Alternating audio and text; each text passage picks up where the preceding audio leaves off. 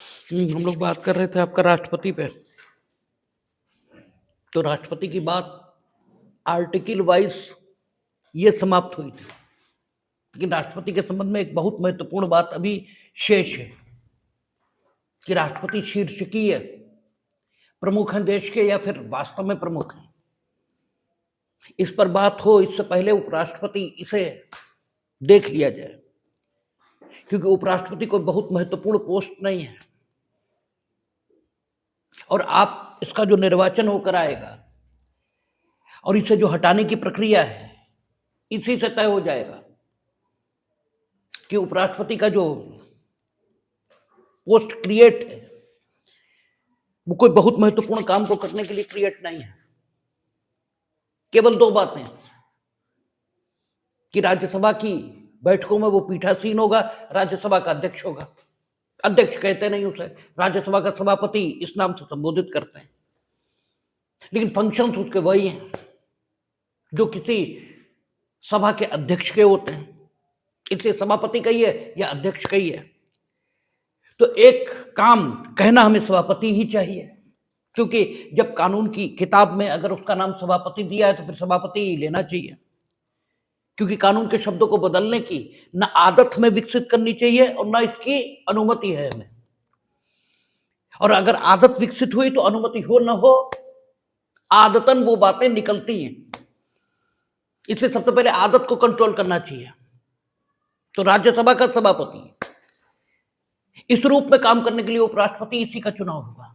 और चुनाव की जो रीति आप देखेंगे, चुनाव की रीति में भी एक बात दिखाई देगी कि चूंकि राष्ट्रपति राज्यों का प्रतिनिधि ये भी है और संघ का प्रतिनिधि ये भी है, इसलिए उसका जो निर्वाचक मंडल है उसमें लोकसभा के निर्वाचित सदस्य, राज्यसभा के निर्वाचित सदस्य और राज्य विधानमंडलों में विधानसभा, क्योंकि विधान परिषद सब जगह है नहीं,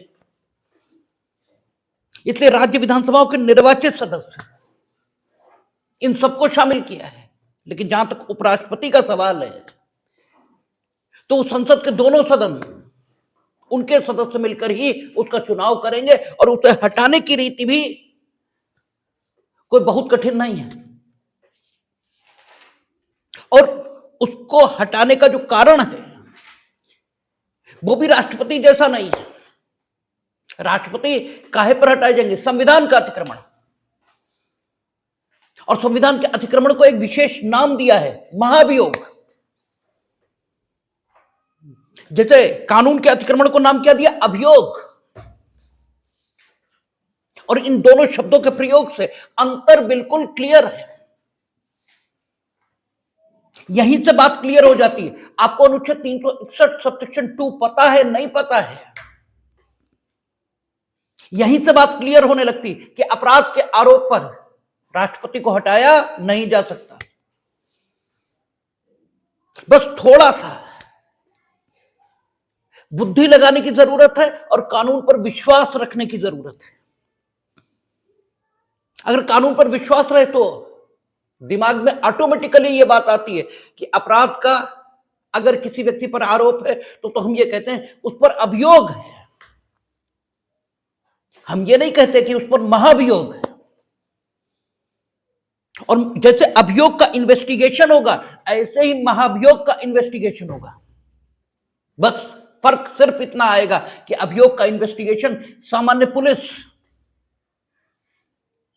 या देश के न्यायालय, उनमें भी सबसे छोटा न्यायालय, क्योंकि न्यायिक मजिस्ट्रेट प्रथम श्रेणी का जो न्यायालय है वो दांडिक न्याय प्रशासन में सबसे छोटी इकाई है, उससे छोटी कोई इकाई नहीं है। तो अभियोग की दशा में ये सामान्य प्राधिकारी हैं जो इन्वेस्टिगेशन करेंगे। और जो महाभियोग है तो देश की सर्वोच्च पंचायत, जो सबसे ऊंची पंचायत है संसद, उसका एक सदन अभियोग लगाएगा। महाभियोग कब लगेगा? जबकि संसद के एक सदन में 1/4 मेंबर 14 दिन की लिखित सूचना देकर इस आशय का प्रस्ताव लाएंगे और उस सदन की जो कुल सदस्य संख्या है उसका 2/3 ये उस प्रस्ताव को पारित करे, तब महाभियोग लगा। सामान्य अभियोग कैसे लगता है? एफआईआर लिखा दो, ये परिवार प्रस्तुत कर दो, अभियोग लग गया है और इन्वेस्टिगेशन की प्रक्रिया शुरू हो जाएगी। ये अलग बात है कि पुलिस या न्यायालय से अन्यथा जब प्राधिकारी अभियोग की जांच करते हैं तो उसे हम क्या बोलते हैं? अन्वेषण। और जब न्यायालय स्वयं उस प्रक्रिया को चलाता है तो उसे हम क्या बोलते हैं? इंक्वायरी, जांच। ये हम लोगों ने बीएनएसएस और सीआरपीसी जब पढ़ी है तो इस अंतर को समझा है कि अन्वेषण बात अलग है और जांच बात अलग है। हां, पर्पस, उद्देश्य दोनों का एक है। उद्देश्य क्या है कि क्या वो व्यक्ति जिसके विरुद्ध अभियोग लगाया गया है विचारण के अधीन किया जाए या न किया जाए। क्यों? क्योंकि दांडिक विचारण ये कोई सामान्य प्रक्रिया नहीं है, ये एक बड़ी कठोर प्रक्रिया है। इसलिए दांडिक विचारण के अधीन किसी व्यक्ति को करने से पूर्व वो व्यक्ति जो उस पर शिकायत करता है या उसके विरुद्ध शिकायत करता है उसकी शिकायत की भी कुछ जांच ये हो जानी चाहिए।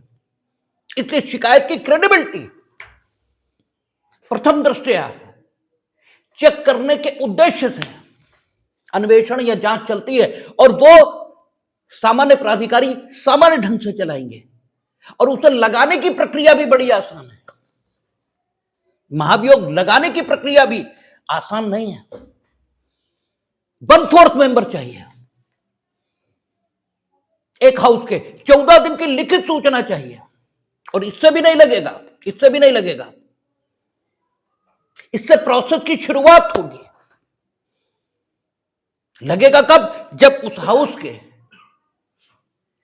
कुल मेंबर्स का 2/3 इस महाभियोग के समर्थन में आ जाए, पारित कर दे। अब लगा महाभियोग, अभी भी हटेगा नहीं क्योंकि लगा है, सिर्फ अभी भी सिर्फ लगा है। अभियोग किसी के खिलाफ अगर लग भी जाए और आरोप पत्र प्रेषित भी हो जाए तो भी उसे सजा नहीं हो जाती है। तो अगर अभियोग की दशा में यह स्थिति है तो महाभियोग इसकी दशा में तो और कठोर प्रक्रिया होनी चाहिए, क्योंकि दंड जितना भयंकर हो उसे देने की प्रक्रिया उतनी ही शुचितापूर्ण और उतनी ही सावधानी पूर्वक चलाई जानी चाहिए। यही कहा है हमने आपको जब सीआरपीसी में बताया था कि 204 वहां यह कहा है कि न्यायालय सम्मन मामलों में सम्मन और वारंट मामलों में वारंट जारी कर सकता है, किंतु यदि वह उचित समझे तो वारंट मामलों में भी प्रथमतः सम्मन जारी करे। और इस शब्द की जब व्याख्या की थी हमने तो आपको बताया था कि माननीय उच्चतम न्यायालय का विचार यह है कि कठोर प्रक्रिया तभी अपनाई जानी चाहिए जब कोई रास्ता न बचे। तो इन शब्दों को ऐसे पढ़िए कि वारंट मामलों में भी प्रथमतः सम्मन ही जारी करिए जब तक कोई एक्सेप्शनल सर्कमस्टांस न हो, क्योंकि वारंट जारी करना एक कठोर प्रक्रिया, इसे आवाज देना है। और व्यक्ति क्यों नहीं आ जाएगा? आप बुलाएंगे, क्यों नहीं आएगा? एक बार बुलाकर तो देखिए, एक बार सम्मन जारी करके तो देखिए। अगर नहीं आता देन है ना विकल्प, लेकिन प्रथमतः वारंट जारी करना यह किसी सभ्य न्यायिक व्यवस्था की पहचान नहीं हो सकती। और वहां चलता भी यही है, लेकिन वहां ऐसा क्यों होता है ये अगर आपकी जानकारी में नहीं है तो कचहरी के कर्मचारी, कचहरी में वकील के अतिरिक्त मौजूद अन्य लोग और आप में कोई अंतर नहीं है, क्योंकि ये तो वो भी जानते हैं कि क्या होगा। वकील से अपेक्षित यह है कि वो ये जाने कि जो कुछ होगा वो क्यों होगा, अपेक्षित तो यह है। अन्यथा तो कचहरी में जितने कर्मचारी हैं वो बता देंगे आपको कि इसमें यह होगा, लेकिन अपेक्षित आपसे क्या है? आपसे अपेक्षित यह है कि जो कुछ होगा वो क्यों होगा, इस जस्टिफिकेशन को आप जान पाए। then you may say that I am an advocate. Otherwise, you may say, ठीक है, but your statement will not be justified. वो न्यायोचित नहीं है, वो ठीक नहीं है, और आप अपनी आत्मा के सामने ही अपराधी खड़े दिखाई देते हैं, क्योंकि आत्मा से झूठ नहीं बोल सकते आप। खुद को तो पता ही रहता है कि स्थिति क्या है, इसलिए अपनी आत्मा के समक्ष हम शर्मिंदा न हो, इसके लिए जरूरी है कि चीजों को जाना जाए। तो सवाल यह कि कठोर प्रक्रिया और कठोर रिजल्ट, इसे तभी अपनाया जाए जब कोई विकल्प ना हो, और अगर कठोर परिणाम आना है तो फिर प्रक्रिया बिल्कुल कठोरता के साथ अनुपालन होना चाहिए, बिल्कुल कठोरता के साथ। उसमें फिर कोई जरा सी भी इफ एंड बट बर्दाश्त नहीं होगी। और जब हम लोग अनुच्छेद 22 पढ़ेंगे तो ये चीज देखेंगे, बार बार उच्चतम न्यायालय कहेगा ना, आपने प्रिवेंटिव डिटेंशन में भेजा है, उसने कोई अपराध नहीं किया है, और अगर प्रिवेंटिव डिटेंशन में आपने भेजा तो चलिए, आपको हक है, क्योंकि प्राइवेट डिफेंस का हक जब व्यक्ति को है तो प्राइवेट डिफेंस जैसा हक राज्य को क्यों नहीं होना चाहिए, राज्य को भी होना चाहिए। इसलिए आपकी ये बात समुचित जान पड़ती है कि अगर इनके कार्यों से ऐसी आशंका है कि लोक शांति को खतरा होगा और लोक अगर अशांत हुआ तो राज्य को खतरा होगा, तो आप इन्हें डिटेंशन में रख लें। जैसे प्राइवेट डिफेंस में आपको फोर्स यूज करने का हक मिल जाता है उसी क्षण जिस क्षण आपको नुकसान की आशंका पैदा होती है। नुकसान हो जाए तब नहीं प्राइवेट डिफेंस मिलता है, नुकसान की आशंका हो जाए तो प्राइवेट डिफेंस मिलता है, क्योंकि नुकसान हो ही गया, फिर प्राइवेट डिफेंस का लाभ भी क्या हुआ। क्या लिखा है पिछली आईपीसी की धारा 100 में, क्योंकि बीएनएस अभी हमने पढ़ी नहीं है इसलिए हम उसका सेक्शन कोड नहीं कर सकते। वहां क्या लिखा है, जबकि व्यक्ति को मृत्यु या घोर उपहत्या की आशंका है, ठीक है, आशंका में होती नहीं है बात, वहां सिर्फ आशंका ही होती है, और आशंका वास्तविकता में परिवर्तित होगी या नहीं होगी ये कोई गारंटीड बात नहीं है। तो अगर व्यक्ति को राइट टू प्राइवेट डिफेंस है तो राज्य को भी होना चाहिए। तो सुप्रीम कोर्ट ने कहा, अनुच्छेद 22 जब हम लोग पढ़ेंगे तो देखेंगे कि यू हैव द राइट, काहे का, प्रिवेंटिव डिटेंशन में व्यक्ति को भेजने का। किंतु प्रिवेंटिव डिटेंशन में जब आप भेजेंगे तो जिस कानून के मुताबिक भेजेंगे उस कानून की प्रक्रिया का कठोरता के साथ अनुपालन होगा। अगर उसमें जरा सी भी कमी पाई जाएगी तो प्रिवेंटिव डिटेंशन क्वेश किया जाएगा, और क्वेश किया जाएगा meaning thereby habeas corpus जारी होगी। और वहां यहां तक कहा है कि अगर प्रिवेंटिव डिटेंशन के कानून में यह लिखा है कि यथाशीघ्र और अधिकतम 15 दिन, तो अगर 15वें दिन आपने ग्राउंड ऑफ डिटेंशन सप्लाई भी कर दिए तो भी हम क्वेश करेंगे, क्योंकि क्या लिखा है, जल्द से जल्द अधिकतम 15 दिन।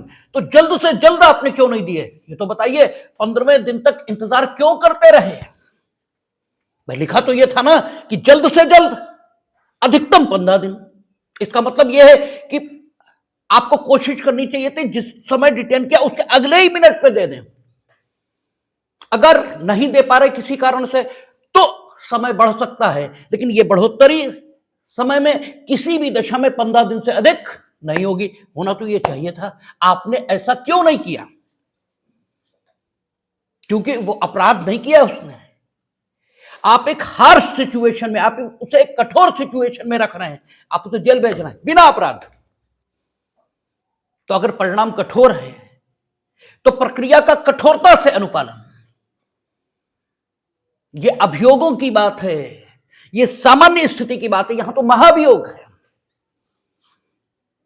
और महाभियोग उसने कहा कि कैसे, अभी लगा है, सिर्फ एक हाउस ने लगाया है,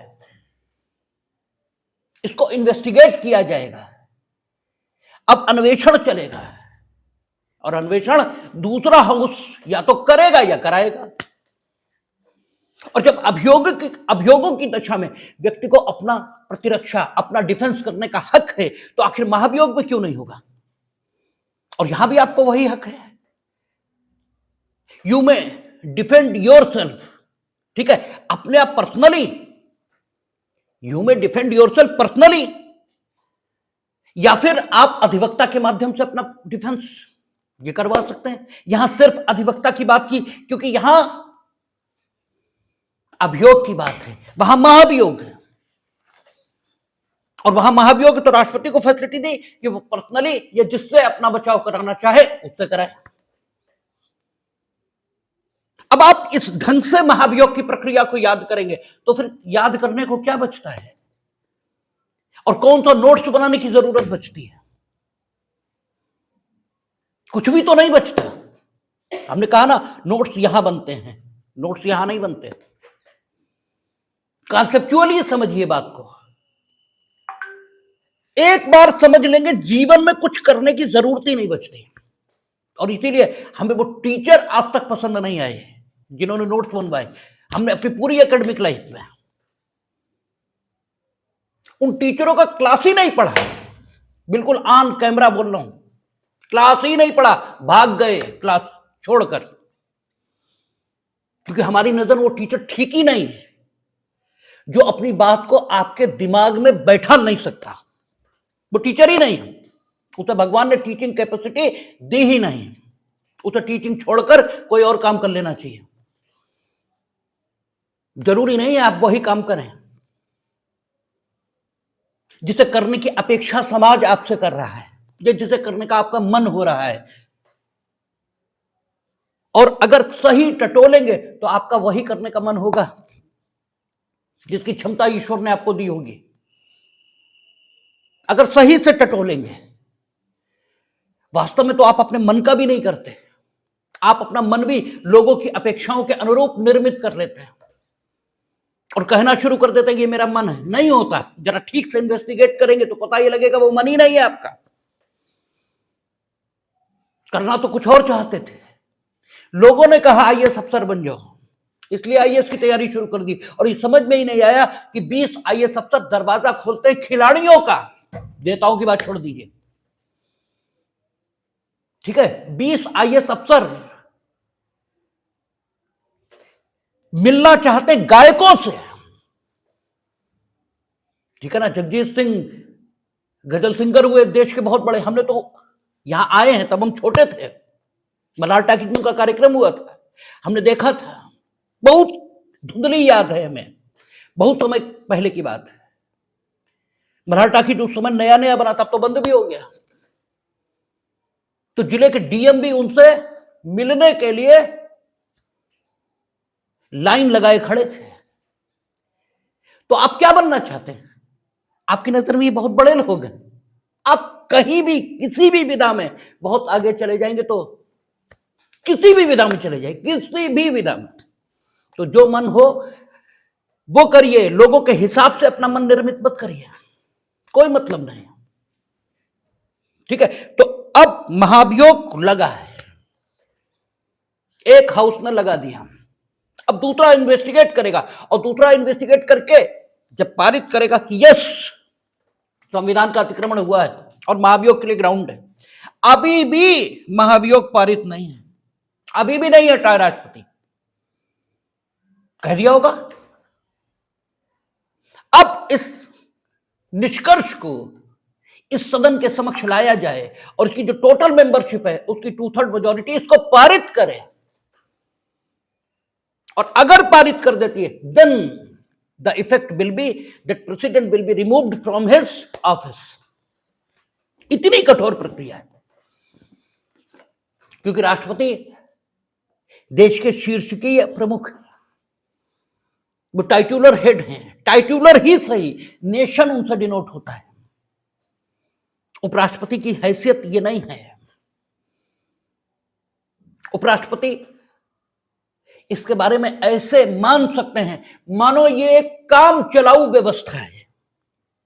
देखिए, इससे उपराष्ट्रपति के पद का हम कोई अवमान नहीं कर रहे हैं,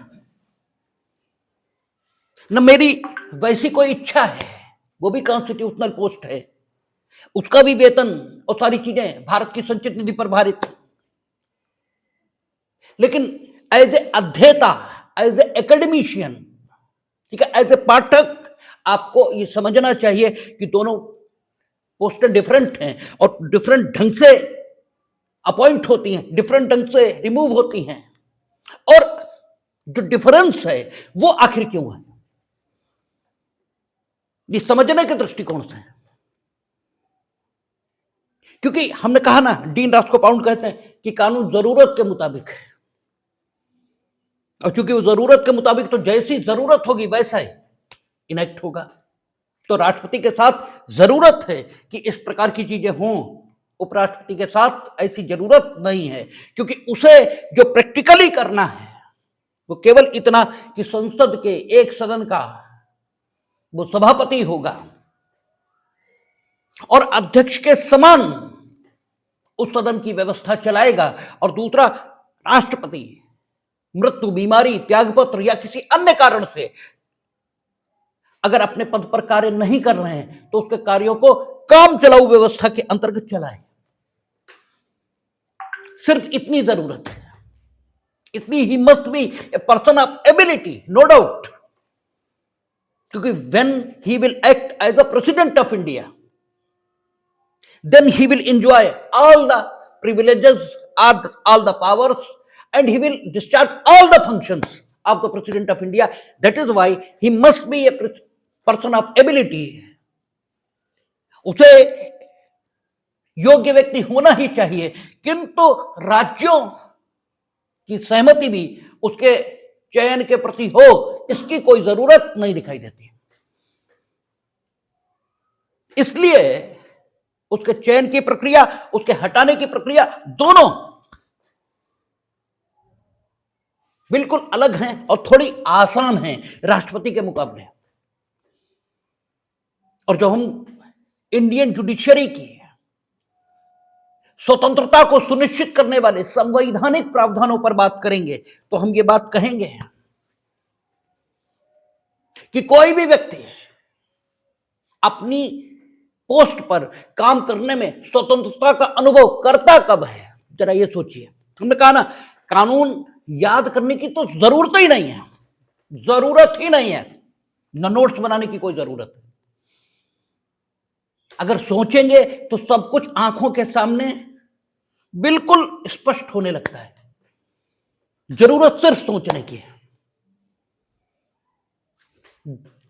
आप देखें, कोई भी व्यक्ति जब एक पोस्ट पर अपॉइंट हो जाए तो जो अपॉइंटमेंट की प्रक्रिया है और जो हटाने की प्रक्रिया है, जो उस पद पर रहने के दौरान मिलने वाली सुविधाओं में कटौती या बढ़ोतरी, इसे करने के संबंध में व्यवस्था है, ये व्यक्ति को उसके पद पर स्वतंत्रता पूर्वक काम करने लायक या स्वतंत्रता पूर्वक काम करने के योग्य, ठीक है, मतलब बनाने में और न बनाने में महत्वपूर्ण योगदान देती है। अगर व्यक्ति को पता हो हम जिस पोस्ट पर आ गए इससे हमें आसानी से हटाया नहीं जा सकेगा, हटाया जा सकेगा, क्योंकि अगर हटाया ही नहीं जा सकेगा तो निरंकुश हो जाएगा। इसीलिए राष्ट्रपति के संबंध में भी प्रक्रिया रखी कि महाभियोग से हटा सकेंगे, क्योंकि अगर ये डर भी नहीं होगा तो कोर्ट के समक्ष तो हम उसे बुला ही नहीं पाएंगे, तो फिर निरंकुश हो जाएगा। और राष्ट्रपति से अपेक्षा क्या है कि वे इस संविधान के प्रावधानों के अनुसार स्वयं में निहित कार्यपालिकी शक्ति का उपयोग करें, स्वयं की इच्छा से नहीं, इस संविधान के प्रावधानों के अनुसार। यही फर्क है जिसके कारण से आप उच्चतम न्यायालय या उच्च न्यायालय को जाने क्या समझ लेते हैं, जो वो नहीं है वो समझ लेते हैं। उच्चतम न्यायालय के न्यायाधीश जो कहेंगे वो कानून नहीं है, कहे तो वो कुछ भी सकते हैं। जो कानून है उसकी जो वो व्याख्या करेंगे वो माना जाएगा, वो देश का कानून होगा। जो कानून है उसकी जो व्याख्या आएगी, वो जो कहेंगे वो कानून नहीं होगा। रूल ऑफ लॉ का मतलब ये नहीं है कि न्यायालय जो कहेगा वो कानून होगा ना, लॉ क्या है ये न्यायालय बताएगा। और लॉ बनाएगा कौन? लेजिस्लेचर। और लेजिस्लेचर ने जो बनाकर रखा है उसी का अर्थान्वयन आप करेंगे, उसके अलावा कुछ नहीं। हां, एक शब्द के अनेकों अर्थ हो सकते हैं, उन शब्दों में से, उन अर्थों में से कौन सा अर्थ इस सिचुएशन में ग्राह्य होना चाहिए, आप सिर्फ इतना चयन करने के अधिकारी हैं, शेष कुछ भी नहीं। इसलिए आप न्यायालय की भूमिका को न बहुत बढ़ा चढ़ाकर देखें, न बहुत घटाकर देखें, दोनों बातें नहीं। जैसे हम कहा करते हैं कि हम जितना कह रहे हैं सिर्फ उतना करिए, न उससे ज्यादा न उससे कम। जितना हम कह रहे हैं बस उतना ही करिए, उससे ज्यादा भी नहीं, उससे कम भी नहीं। तो आप देखेंगे कि उपराष्ट्रपति राष्ट्रपति के रूप में जब काम करेगा तो उसे वही शक्तियां और सारी चीजें प्राप्त होंगी। इसलिए उसे पर्सन ऑफ एबिलिटी तो होना जरूरी है, किंतु उसके चयन में, उसके निर्वाचन में राज्यों की भूमिका, इसकी कोई जरूरत नहीं है। He is a person of ability, he should be a person of ability, होना चाहिए। तो ठीक है, संसद के दोनों सदन यही चुन लेंगे और संसद के दोनों सदन यही हटा देंगे,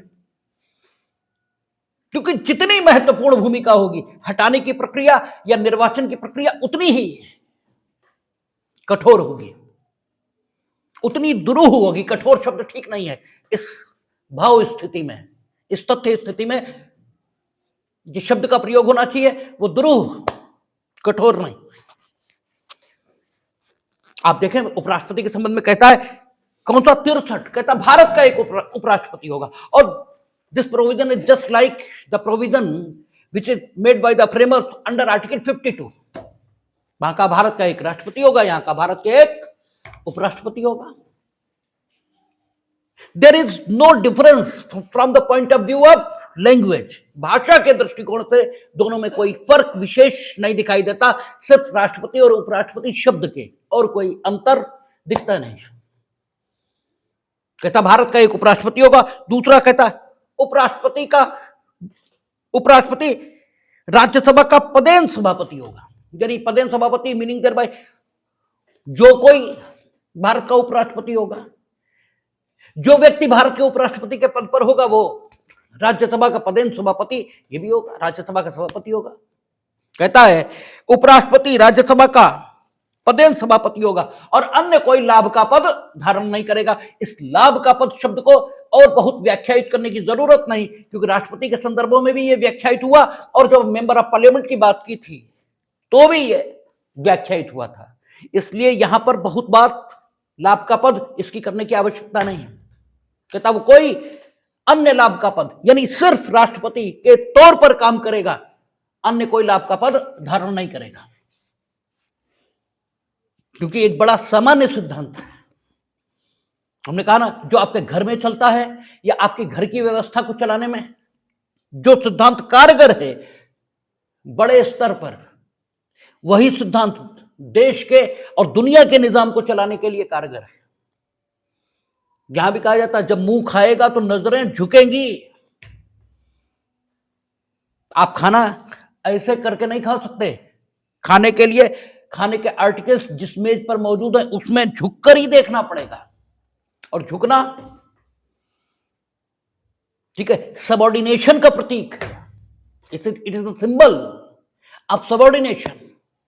इसका मतलब जो खाना देगा उसके प्रति ठीक है एक सबऑर्डिनेशन की भावना आप में रहेगी।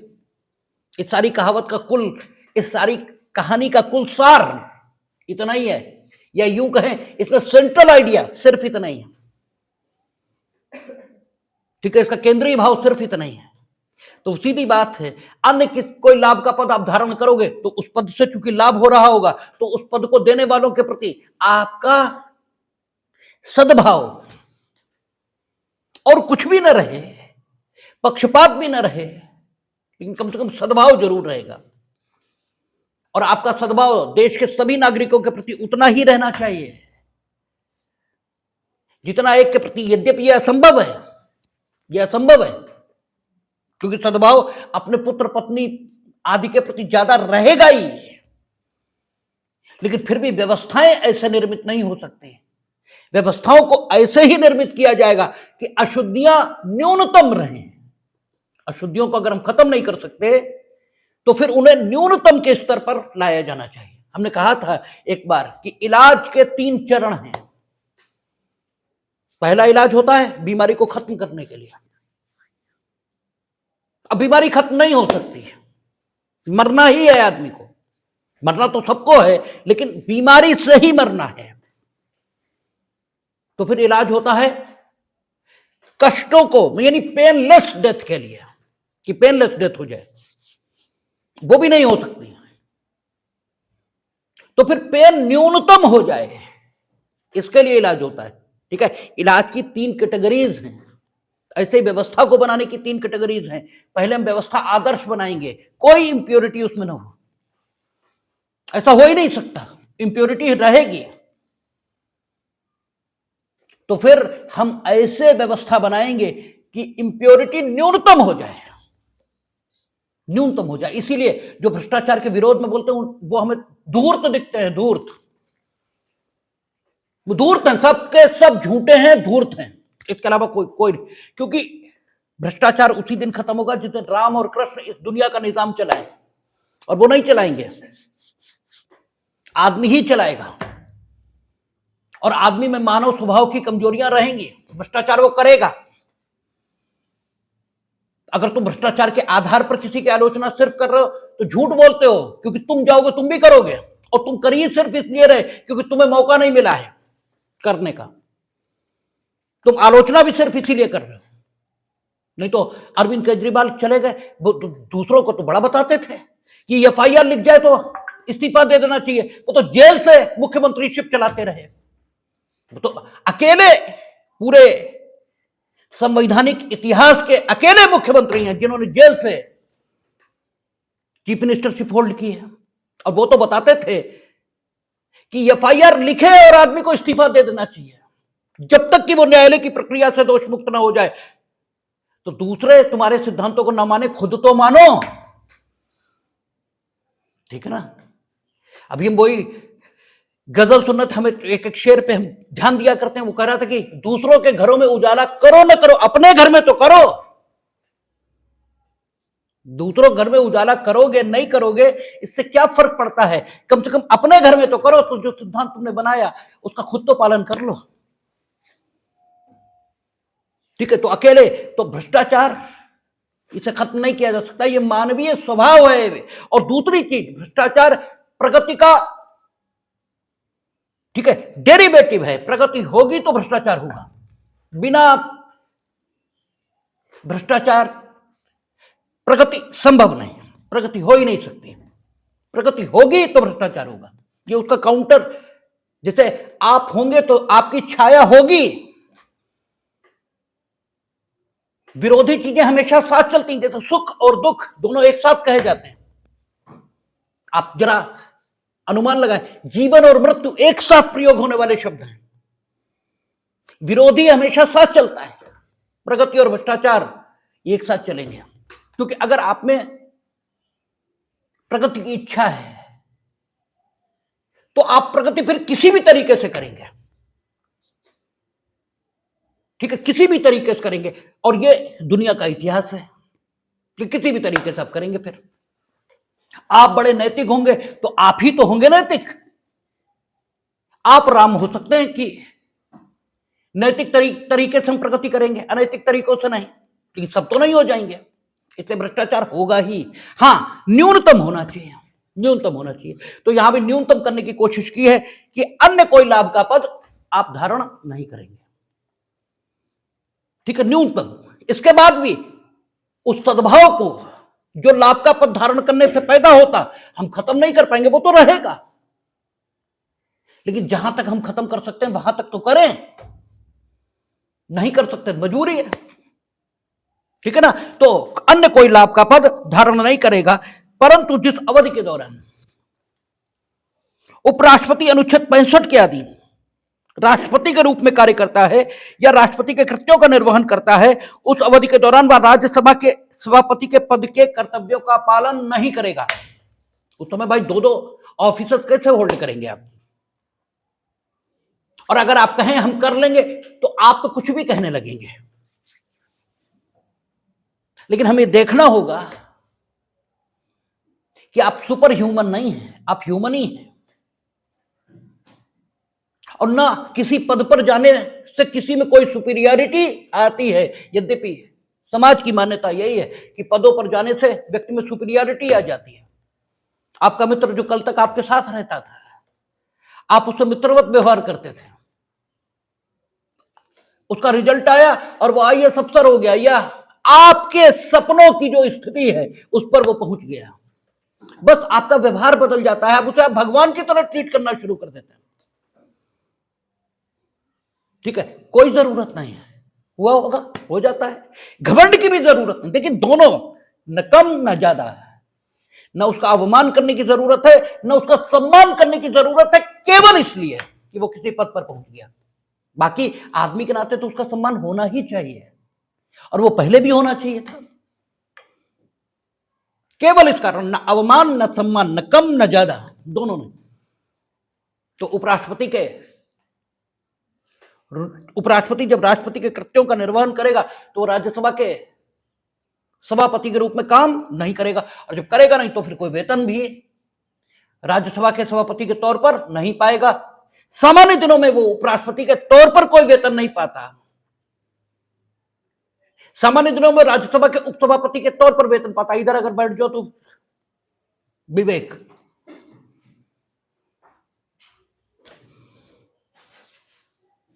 सामान्य दिनों में स्थिति यह है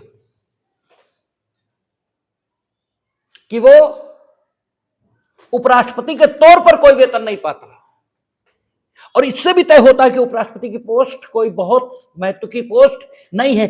इट इज द, ठीक है, मैनेजमेंट। ये एक व्यवस्था है, एक वर्केबल स्थिति बनाने की, बस। क्योंकि सामान्य दिनों में राज्यसभा के सभापति का वेतन पाता है, और जो उपराष्ट्रपति राष्ट्रपति के कृत्यों का निर्वहन करेगा तब वो जो वेतन पाएगा वो राष्ट्रपति का पाएगा। राज्यसभा के सभापति के तौर पर न तो काम करेगा और न वेतन पाएगा। ठीक है, यही लिखा है कि और वह अनुच्छेद 97 के अधीन राज्यसभा के सभापति को संदेह वेतन या भत्ते का हकदार नहीं होगा। क्लियर, वही बात लिखिए। तो आप चीजों को जैसे जैसे समझते जाएंगे, चीजों को याद करने की कोई जरूरत नहीं बचती। उसके बाद आगे कह रहा है, राष्ट्रपति के पद में आकस्मिक रिक्ति के दौरान या उसकी अनुपस्थिति में उपराष्ट्रपति का राष्ट्रपति के रूप में कार्य करना या उसके कृत्यों का निर्वहन। इस अनुच्छेद का उद्देश्य सिर्फ इतना है कि ये निश्चित किया जा सके कि उपराष्ट्रपति जब राष्ट्रपति के तौर पर काम करेंगे तो राष्ट्रपति के तौर पर चूंकि काम कर रहे हैं तो राष्ट्रपति के जैसे ही करेंगे। अगर आपको किसी के तौर पर काम करने के लिए अधिकृत किया गया है तो आप उसके तौर पर काम तभी कर सकते हैं जब उसे प्राप्त समस्त शक्तियां आपको रहें, नहीं तो उसके तौर पर काम कैसे कर लेंगे आप? वो जो करता था वो आप तभी तो कर पाएंगे। कानून का हर आर्टिकल जरूरत के लिए बना है, ये किसी भी व्यक्ति को प्रतिष्ठा देने के लिए निर्मित नहीं है, ये व्यवस्था को चलाने के लिए बना है। इसके अभाव में व्यवस्था चल ही नहीं सकती। और दिस इज द की, यही वो कुंजी है जो आप पकड़ते नहीं हैं, इसलिए हर बार रटते हैं और हर बार भूलते हैं। ये चाबी है जिसे पकड़ लेने पर हर ताला खुल ही जाता है। कोई गरिमा का प्रश्न नहीं है, जरूरत का सवाल है। इसके बिना स्थिति चल ही नहीं सकती। जब आप राष्ट्रपति से अपेक्षा कर रहे हो कि राष्ट्रपति के तौर पर जब वो काम करे तो राष्ट्रपति के तौर पर करे, अरे भाई ताकत ही नहीं दोगे तो राष्ट्रपति के तौर पर काम कर कैसे चलेगा? वही ताकतें, वही उन्मुक्तियां, वही सारी चीजें उसे देनी होंगी, और जब वो सारी चीजें दोगे तो फिर वेतन भत्ते क्यों नहीं दोगे? भाई काम आप एक आदमी से जिस ढंग का लोगे उसी के अनुरूप तो उसे वेतन दोगे। और यही बस सार है इस सारे आर्टिकल का। इसके अलावा इस कहानी में कोई सार है ही नहीं, सिर्फ इतना सा सार है। कहानियों के सार को समझ लेना चाहिए, ठीक है। इसी को कहा जाता है। और ये आदत आपको विकसित कराई जाती है, लेकिन आप तो कोई भी आदत विकसित करना ही नहीं चाहते हैं। आप तो नंबर लाने में ऐसे बिजी हुए हैं कि सारी जिंदगी नाश हो गई, सारा विद्यार्थी जीवन ही नाश हो गया, नंबर लाने में ऐसे व्यस्त हुए हैं। आपको हाई स्कूल से ये आदत डलवाई जाती है, सेंट्रल आइडिया, कि इस कविता का सेंट्रल आइडिया लिखिए, केंद्रीय भाव, ठीक है ना। केंद्रीय भाव में वही लिखा जाता है जिसके लिए कविता लिखी गई। सेंट्रल आइडिया का मतलब क्या होता है? एक आइडिया होता है जिसे एक्सप्रेस करने के लिए सारा वक्तव्य, चाहे वो कविता के प्रारूप में हो और चाहे वो गद्य के प्रारूप में हो, एक भाव होता है। उसे अभिव्यक्त करने के लिए 1 घंटे का, ठीक है, वक्तव्य या एक पूरी कविता ये निर्मित होती है, ये रचयिता लोग रचित करते हैं। एक भाव होता है और उसी को सेंट्रल आइडिया कहते हैं। वही सेंट्रल आइडिया, वही केंद्रीय भाव है। और उसे ढूंढने का और उसे एक्सप्रेस करने का जो अपेक्षा है, उसे एक्सप्रेस करने का जो भाव है, वो आपको हाई स्कूल से विकसित कराया जाता है। लेकिन वो ताजिंदगी विकसित होता ही नहीं। इसीलिए आपकी नजर में या समाज की नजर में बड़े बड़े डिग्रीधारी पढ़े लिखे हैं और हमारी दृष्टिकोण में वे अनपढ़ हैं, ठीक है, वे अनपढ़ हैं। और जिन्हें आप अनपढ़ समझते हो आपके दृष्टिकोण से, क्योंकि आप तो खुद ही अनपढ़ हो, तो आप किसी की पढ़ाई लिखाई का मूल्यांकन कैसे कर सकते हो? आप जिन्हें अनपढ़ बताते हो वे आपसे बहुत ज्यादा पढ़े लिखे हैं, क्योंकि पढ़ाई लिखाई का अर्थ सिर्फ जानना है, सूचनाओं का एकत्रीकरण नहीं है। और वे आपसे बहुत ज्यादा जानते हैं, और चूंकि जानते हैं तो वे पढ़े लिखे, उनके पास डिग्री भले ही ना हो। और इस दुनिया में जितने वैज्ञानिक हुए उनमें किसी के पास डिग्री नहीं। एक दिन किसी फेसबुक के मूर्ख की हम पोस्ट देख रहे थे, वो लिख रहा था कि फलाने व्यक्ति वैज्ञानिक बनते हैं, उनके पास डिग्री नहीं है। तो हमारा मन तो हुआ, लेकिन मूर्खों के मुंह नहीं लगना चाहिए। नीति ये भी है कि मूर्ख और मृतक के प्रति चुप रहो, मौन रहो। अन्यथा उसे पता होना चाहिए कि न फैराडे के पास कोई डिग्री थी जिसने विद्युत चुंबकत्व के सिद्धांत दिए, न एडिसन के पास कोई डिग्री थी जिसके बनाए बिजली का उपभोग करते हो, न जेम्स वाट के पास कोई डिग्री थी जिसने स्टीम इंजन का आविष्कार किया और जिससे अब आप टरबाइन और जाने क्या क्या चला रहे हो, न न्यूटन के पास कोई डिग्री थी जिसके द्वारा दिए गए गति के 3 सिद्धांतों के आधार पर आप जाने क्या क्या कर रहे हो। इनमें किसी के पास डिग्री नहीं थी। और तुम्हारे जो डिग्रीधारी हैं उनमें केन रदरफोर्ड और मैडम क्यूरी, 2 का नाम तो जरूर आता है, बाकी किसी का नहीं आता, जो तुम्हारे बड़े बड़े डिग्रीधारी हैं। और तुम्हारा जो इसरो नासा है वो भी न्यूटन के सिद्धांतों को अगर छोड़ दे तो फिर कर कुछ नहीं पाएगा, ठीक है। उन्हें भी उन्हीं के आधार पर काम करना पड़ रहा है। तो मूल तो वही है, डिग्री कुछ नहीं होती है, जानना ये जरूरी है। तो सिर्फ इतना जान लेना है कि कानून केंद्रीय भाव को लेकर निर्मित हुआ है। कानून सिर्फ इसलिए बना है, जरूरत है उसकी। तो जब उपराष्ट्रपति राष्ट्रपति के पद पर काम करेगा, उसके पदों और कृत्यों का, उसके सारी चीजों का निर्वहन करेगा, तो उसे वही शक्तियां होनी चाहिए, उसे वही उन्मुक्तियां होनी चाहिए, इसलिए वे रहेंगे। और जब आप उससे काम राष्ट्रपति का लोगे तो उसे वेतन भत्ते वही मिलने चाहिए, वही मिलेंगे। उसी को लिखित तौर पर इस आर्टिकल में लिख दिया। आप आर्टिकल की भाषा पढ़ लें, क्या लिखा है। कहता है राष्ट्रपति की मृत्यु, पद त्याग या पद से हटाए जाने या अन्य कारण से उसके पद में हुई रिक्ति की दशा में उपराष्ट्रपति उस तारीख तक राष्ट्रपति के रूप में कार्य करेगा जिस तारीख को ऐसी रिक्ति को भरने के लिए इस अध्याय के उपबंधों के अनुसार निर्वाचित नया राष्ट्रपति अपना पद ग्रहण कर लेता है। और इसके लिए क्या अवधि होगी? अनुच्छेद 62 बता रहा है, यथाशीघ्र और मैक्सिमम 6 मंथ। और जिस दिन ले लेगा उससे 5 वर्ष तक वो रहेगा। उस तारीख तक, और जब तक शपथ नहीं लेगा तो खाली इलेक्शन उसे राष्ट्रपति बना भी नहीं देगा। जैसे ही शपथ लेगा उसी दिन से वो राष्ट्रपति हो गया, और जैसे ही हुआ बात खत्म हो गई। Now he will cease to function as a president of India. अब कोई जरूरत बची नहीं, क्योंकि उस प्रक्रिया से व्यक्ति चुनकर आ गया। आगे कहता है, जब राष्ट्रपति अनुपस्थिति, बीमारी या अन्य किसी कारण हमने आपसे कहा था कि यद्यपि यह हाइपरबोलिक सिचुएशन है, लेकिन फिर भी अन्य कोई कारण हो, न तो अनुपस्थित न बीमार हैं, किसी शत्रु देश के 4 लोग घुसे और उन्होंने अपहरण कर लिया राष्ट्रपति का, न तो उन्होंने इस्तीफा दिया है। यद्यपि ये हाइपरबोलिक सिचुएशन है, अगर ऐसा जिस दिन हो जाएगा तो भारत की समस्त सेना और भारत की समस्त सामर्थ्य पर, ठीक है, ये तो बिल्कुल भारत की समस्त सामर्थ्य को नकार देने के बराबर है कि जो सिंबल ऑफ नेशन है उसे कैसे कोई ले जाएगा, ठीक है। लेकिन फिर भी आखिर हाइपरबोलिक सिचुएशन के लिए भी व्यवस्था तो बनानी ही होगी। मानो ऐसा हो ही गया,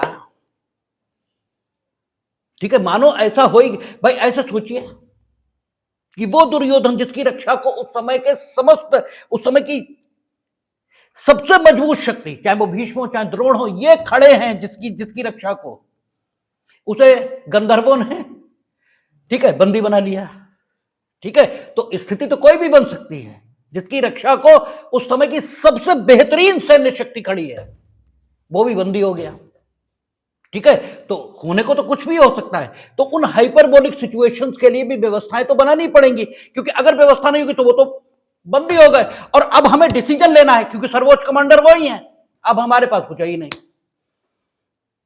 ठीक है ना। अब हम या तो संविधान संशोधन करें या अपनी ही विधि का अतिक्रमण करें, 2 ही रास्ते बचते हैं। तो इसलिए व्यवस्थाएं तो वैसे भी बनानी पड़ेंगी। तो वही बनाया कि पदत्याग, मृत्यु, महाभियोग से हटा दिए जाएं, बीमार हो या अन्य किसी कारण से, इसके अलावा भी कोई अन्य कारण है तो उसके लिए भी व्यवस्था यहां बना दी गई।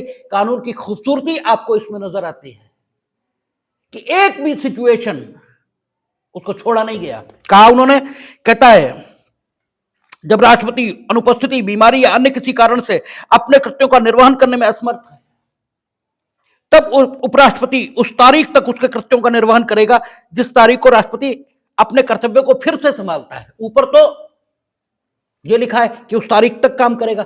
यहां मान लीजिए चुनकर आया नया, उसने दस्तखत किया और बीमार हो गया, उसे पैरालिसिस का अटैक वहीं आ गया। अब वो है तो, लेकिन बीमार है, तो फिर उपराष्ट्रपति फिर आगे कंटिन्यू हो जाएंगे, ठीक है ना। अच्छा, सबसेक्शन 3 क्या कहता है, उपराष्ट्रपति को उस अवधि के दौरान और उस अवधि के संबंध में जब वह राष्ट्रपति के रूप में इस प्रकार कार्य कर रहा है या उसके कृत्यों का निर्वहन कर रहा है, राष्ट्रपति की सभी शक्तियां और सभी उन्मुक्तियां होंगी तथा वह ऐसी उपलब्धियों, भत्तों और विशेषाधिकारों को, ठीक है, उपलब्धियों, भत्तों और विशेषाधिकारों जो संसद विधि द्वारा अवधारित करे, और जब तक इस निमित्त इस प्रकार उपबंध नहीं किया जाता तब तक ऐसी उपलब्धियों, भत्तों और विशेषाधिकारों का जो दूसरी अनुसूची में निर्दिष्ट है हकदार होगा। हम खुद की तारीफ नहीं कर रहे हैं, हम एक सिर्फ स्थिति का वर्णन कर रहे हैं। आपको पता होना चाहिए, या यूं कहें आपका मन बता देगा कि कब घमंड की बात की जा रही है और कब तथ्यों का वर्णन हो रहा है।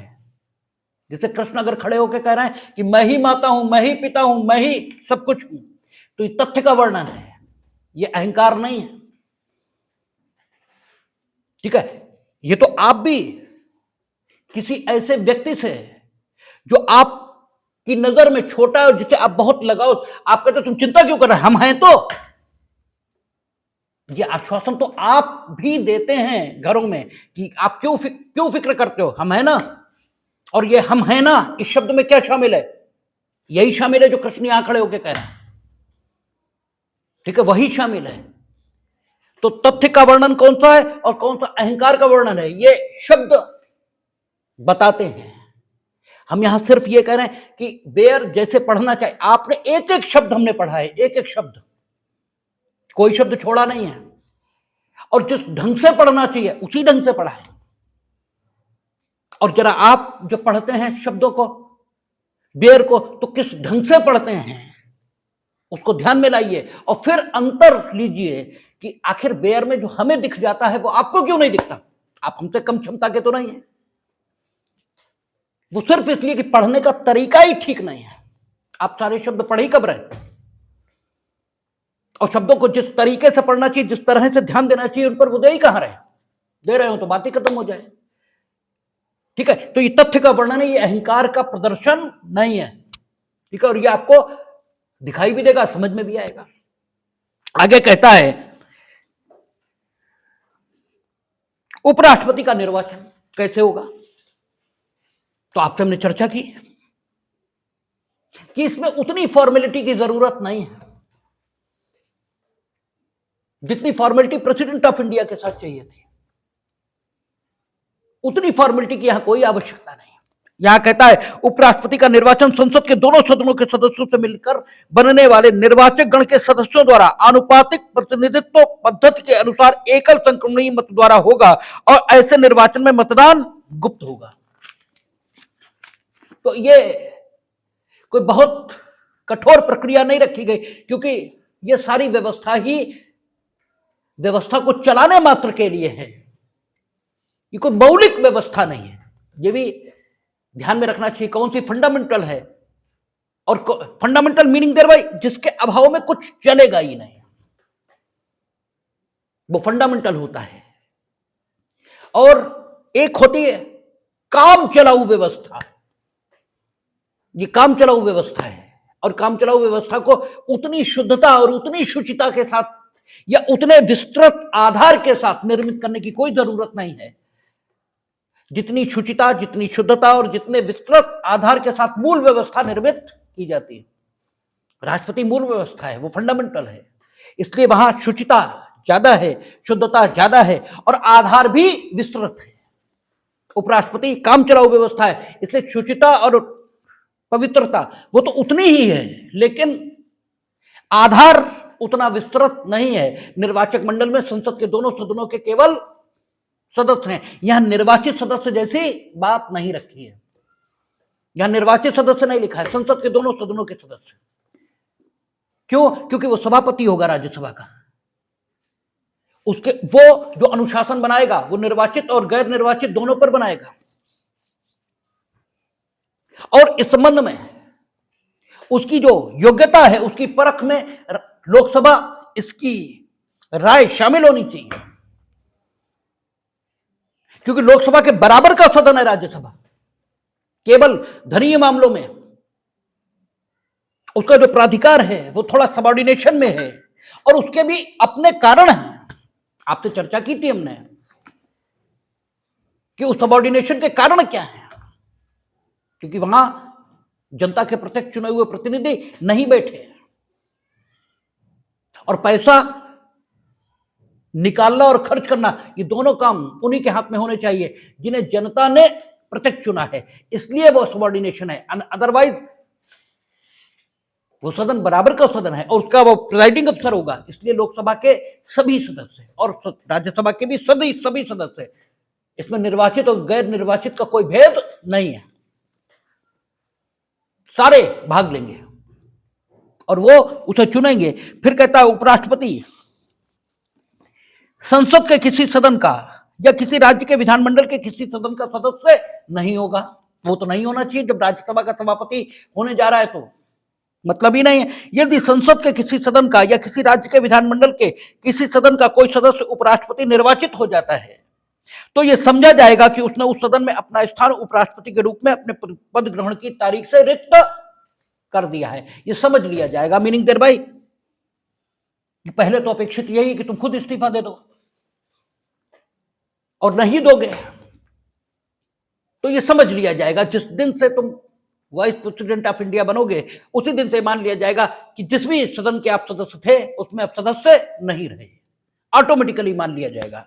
आप नहीं दोगे, मानो भूल ही गए, हालांकि ये कोई भूलने लायक बात नहीं है, लेकिन मानो भूल ही गए, ठीक है, तो फिर ऑटोमेटिकली मान लिया जाएगा कि now you are not the member of that legislative body जिसके आप पहले सदस्य थे, ठीक है।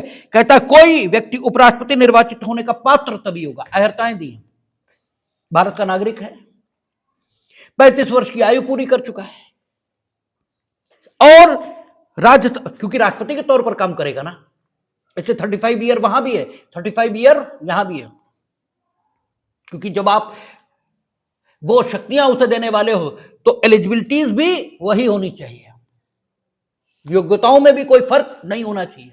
तो योग्यताएं वही हैं जो राष्ट्रपति की हैं। वही गाखंड में लिख दिया कि राज्यसभा का सदस्य, वो चौथे में, कि कोई व्यक्ति जो भारत सरकार के या किसी राज्य की सरकार के अधीन अथवा उक्त सरकारों में से किसी के नियंत्रण के अधीन किसी स्थानीय या अन्य प्राधिकारी के अधीन कोई लाभ का पद धारण करता है, वह उपराष्ट्रपति निर्वाचित होने का पात्र नहीं होगा। बिल्कुल ठीक यही एलिजिबिलिटीज राष्ट्रपति के लिए, संसद के सदस्य के लिए इनमें से जो एलिजिबिलिटी है वो कम है, और वो कौन सी कम है कि वो भारत सरकार के या राज्य सरकार के नियंत्रण के अधीन किसी स्थानीय प्राधिकारी या अन्य प्राधिकारी के अधीन भी लाभ का पद धारण न करता हो। यह संसद के सदस्यों के संबंध में नहीं है, राष्ट्रपति और उपराष्ट्रपति दोनों के संबंध में है। और जो स्पष्टीकरण यहां लिखा है वो राष्ट्रपति के साथ भी लिखा है कि कोई संघ का मंत्री है, राज्य का मंत्री है, ठीक है, या राज्य का राज्यपाल है या उपराज्यपाल है, इस कारण से वो लाभ का पद धारण करता है, ये नहीं माना जाएगा सरकार के अधीन,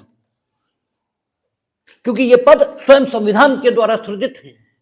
इन पर व्यक्ति आता भले ही सरकार की कृपा से हो, लेकिन पद स्वयं संविधान के द्वारा सृजित है, इसलिए इन पर मौजूद व्यक्ति को उपराष्ट्रपति पद पर जाने के लिए लाभ के पद का धारक नहीं माना जाएगा, ठीक है ना। ये स्पष्टीकरण से उन्होंने लिख दिया। अब पदावधि, whenever you will elect as the vice president of India, then how much tenure, ठीक है, will be available for you, कितने समय तक आप उपराष्ट्रपति रहेंगे, ता जिंदगी तो रह नहीं सकते, ठीक है। तो यहां कहा उपराष्ट्रपति अपने पद ग्रहण की तारीख से 5 वर्ष की अवधि तक पद धारण करेगा, और बाकी वही तरीके, आप चाहो तो खुद छोड़ दो, आपको हटाया भी जा सकेगा, हटाने का तरीका राष्ट्रपति से भिन्न रहेगा, क्योंकि उसकी उतनी कठोर प्रक्रिया की कोई आवश्यकता है ही नहीं है। इसलिए यहां कहा उपराष्ट्रपति राष्ट्रपति को संबोधित अपने हस्ताक्षर सहित लेख द्वारा, यानी ओरल रेजिग्नेशन नहीं हो सकता, हस्ताक्षर सहित लेख द्वारा, ओरल रेजिग्नेशन नहीं होगा, ठीक है ना, हस्ताक्षर सहित लेख द्वारा अपना पद त्याग सकेगा। अब उपराष्ट्रपति ने हस्ताक्षर सहित लेख द्वारा अपना पद त्याग दिया, मतलब दे दिया रेजिग्नेशन, तो क्या उपराष्ट्रपति नहीं रहे? हालांकि ये स्थिति भी अब तक पैदा नहीं हुई, लेकिन पूर्व में जो स्थितियां पैदा हुई हैं उनके आधार पर यह निर्णित किया जा सकता है कि नहीं, अभी भी रहेंगे। क्योंकि क्या लिखा है, लिखा यह है उपराष्ट्रपति अपने हस्ताक्षर सहित लेख द्वारा अपना पद त्याग कर सकता है। एक पेपर हमारे सामने रखा है जिस पर वो व्यक्ति जो उपराष्ट्रपति इस समय है उसके सिग्नेचर मौजूद हैं, लेकिन मानव बुद्धि और अनुभव का विषय यह है कि हस्ताक्षर फर्जी हो सकते हैं, जबरदस्ती उससे कराए गए हों, यह भी हो सकता है, यह हो सकता है कि हस्ताक्षर ये हैं उसके, लेकिन फिर भी ये हस्ताक्षर उसके न हो,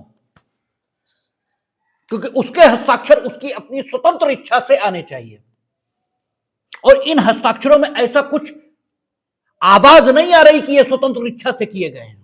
हालांकि जो समाज के मूर्ख व्यक्ति होते हैं वो यही मानते हैं, इसीलिए कानून के आदमी को सबसे ज्यादा बुद्धिमान कहा जाता है, वो सबसे ज्यादा बुद्धिमान है। अभी भी इस तथ्य का परीक्षण होना चाहिए कि उपराष्ट्रपति के द्वारा, ठीक है, लिखित रूप से किए गए हस्ताक्षर हैं या नहीं है। उसे करा तो नहीं लिए गए, क्योंकि करा लिए जाएंगे तब भी परिणाम यही होगा, और करेगा तो भी परिणाम यह होगा। इससे परिणाम के आधार पर यह तय नहीं हो सकता कि काम किया गया था या नहीं किया गया था। यही आपराधिक न्याय प्रशासन की मूल कुंजी है, जो फेसबुक बेवकूफों को नहीं दिखाई देती। वो कहते हैं कत्ल हुआ तो है, एफआईआर लिखी तो है। अरे तो आदमी का प्रत्येक मरना कत्ल ही है। परिणाम के आधार पर कृत्य तय नहीं किया जा सकता। परिणाम के आधार पर यह तय नहीं हो सकता कि काम किया गया था या काम हो गया। ठीक है, काम, इसी बात को लोकोक्तियों में कैसे बोलते हैं, रपट पड़े तो हर गंगा। ठीक है, ठंड का मौसम था, गंगा नहीं नहाना चाहते थे, लेकिन केले का छिलका था, पैर उस पर पड़ा और फाट से गंगा जी में। जैसे गंगा जी में पहुंचे बोले हर गंगा, अब तो हमने गंगा स्नान कर लिया। नहीं है ये गंगा स्नान, ये दुर्घटना मात्र है।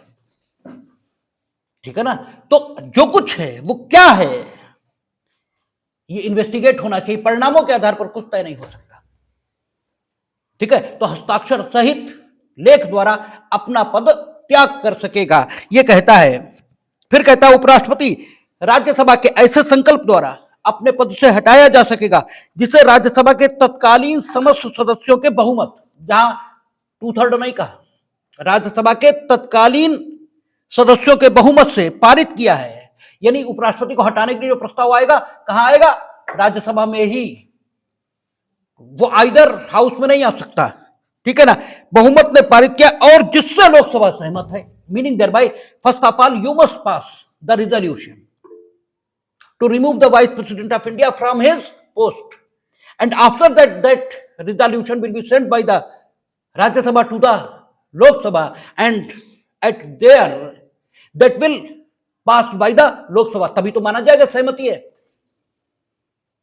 लेकिन रिजोल्यूशन प्रथमतः राज्यसभा में आएगा। कहता है कि जिससे लोकसभा सहमत है, किंतु इस खंड के प्रयोजन के लिए 14 डेज शर्त यहां भी लगाई है।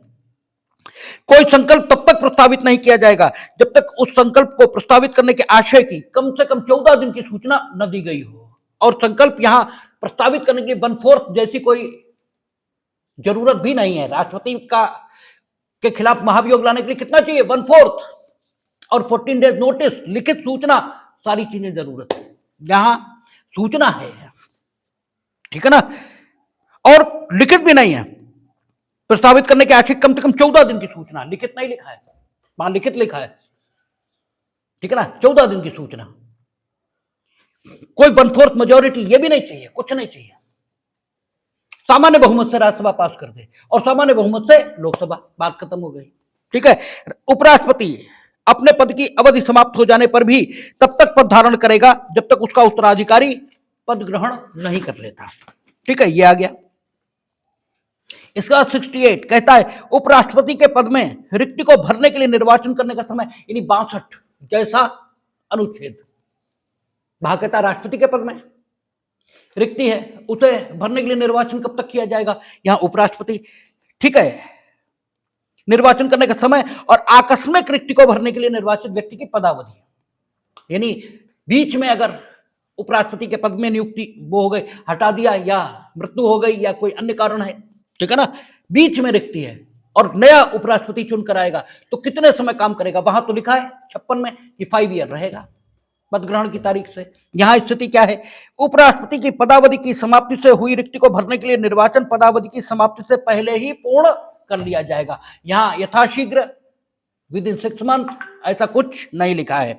उपराष्ट्रपति की मृत्यु, पदत्याग, या, और ये नॉर्मल सिचुएशन है, जब वो 5 साल तक जिंदा रहा है, अपने पद पर रहा है, तो 5 साल से पहले ही नया उपराष्ट्रपति चुन लेंगे। अब आकस्मिक रिक्ति अगर हुई है तो 68 सबसेक्शन 2 क्या कहता है, उपराष्ट्रपति की मृत्यु, पद त्याग या पद से हटाए जाने, ये आकस्मिक रिक्तियां है ना, या अन्य कारण से हुई उसके पद की रिक्ति को भरने के लिए निर्वाचन रिक्ति के पश्चात यथाशीघ्र किया जाएगा।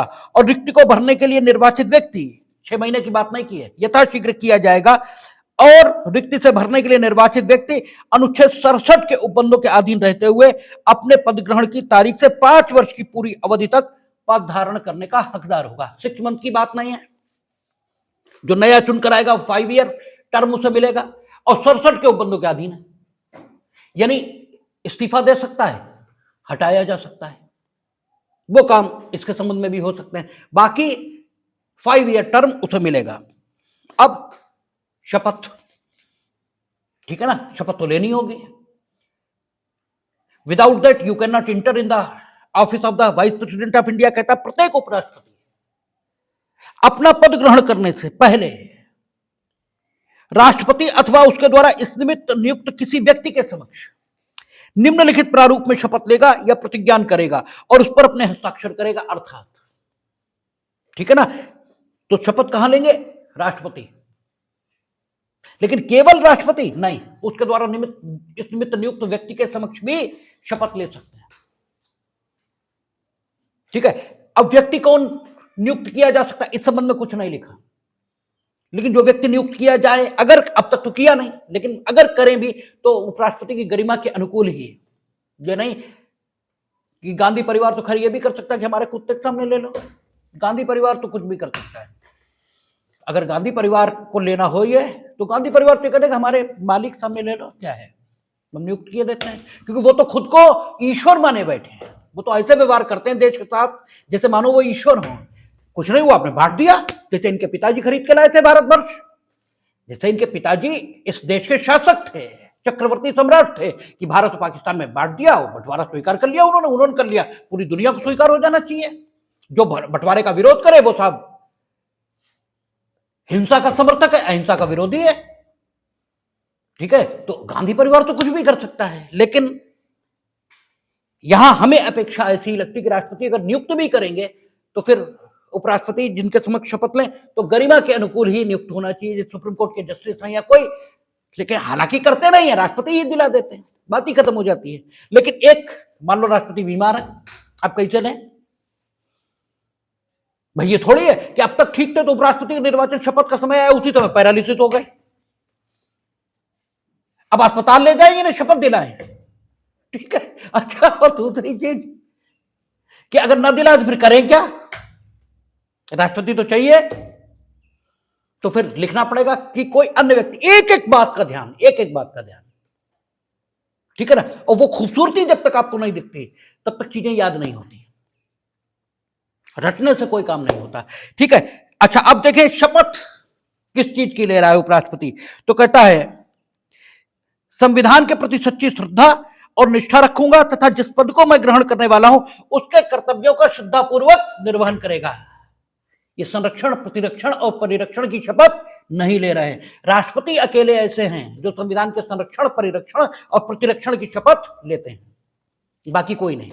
वह सब अपने कर्तव्यों का पालन करने की श्रद्धापूर्वक और भारत के प्रति सच्ची निष्ठा रखने की शपथ लेते हैं। वो प्रधानमंत्री हैं, कोई भी है, राष्ट्रपति अलग ढंग की शपथ उनकी है। और ये याद करने की बात है कि शपथ सामान्य तौर पर द्वितीय अनुसूची, दूसरी अनुसूची शायद दी है, हमने अनुसूचियां याद नहीं, आप देख लें अपना, उसमें शपथों के प्रारूप दिए, शायद दूसरी में जाने तीसरी में, जैसी भी हो आप देख लीजिएगा अपना, हम कोई दावा नहीं कर रहे। लेकिन राष्ट्रपति, उपराष्ट्रपति, इनकी शपथ यही दी है उनकी धारा 60 में और इनकी 69 में। ठीक है ना, ये भी याद रखने लायक बात है।